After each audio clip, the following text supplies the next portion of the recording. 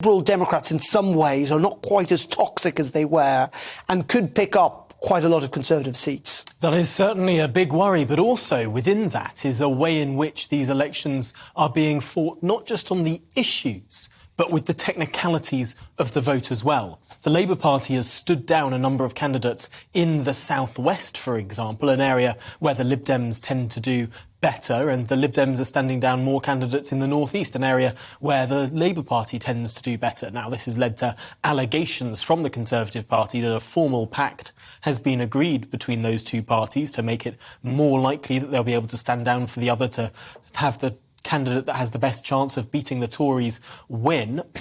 Whether or not there's a formal pact there, it does seem like there is at least some element of local cooperation. And to some extent, this means that across the country, we have a relatively, or at least I should say across England, because there are also elections, of course, in Northern Ireland, Scotland and Wales. But across England, it seems like in wherever you go, there are two parties, the Tory party and the party opposing the Tory party. And others, yeah. Just, there's always been talk about a progressive alliance, hasn't there, to a degree. I mean, it's not that controversial in our politics that there are pacts either before or after elections. We've seen that before. But when it comes down to it, the nub of the issue, I think, for the Conservative Party may not be those alternative parties, is that many of their voters may not turn out at all. And that's also quite normal, as in we are talking about a midterm election. We are indeed, and this is potentially the most stinging part for the Conservative Party. Voters who would turn out perhaps to hold their nose and vote Conservative because they don't want a socialist Prime Minister at the time of a general election feel that the stakes are rather a lot lower in the case of a local election. Which individual decides how many bins are taken out in which particular weeks seems like a less existential issue than something about the governance of the country and the direction of the overall economy. That being said, a lot of people will be voting on how they feel about national parties, will be wanting to give the government a bloody nose. We know that there are some big problems in this country and indeed across the Western world at the moment with cost of living. But when we're looking at this election, turnout is absolutely the watchword.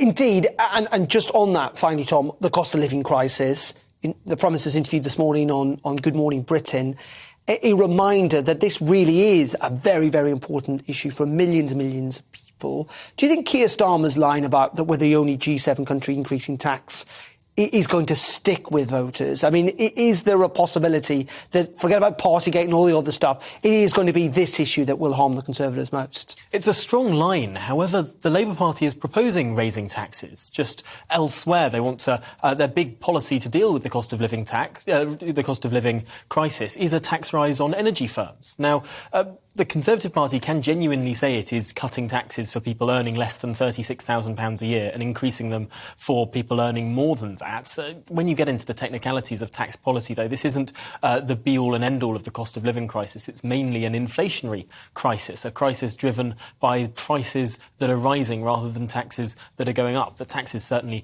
don't help. But ultimately, the fact of the matter is that in the European Union, inflation's running at about 7.5%. In the United States of America, inflation's running at over 8%. And in the United Kingdom, it's currently running around 6.5%, likely to rise higher, though. It's a dreadful situation. The Prime Minister suggests the Western world could be as high as 10%.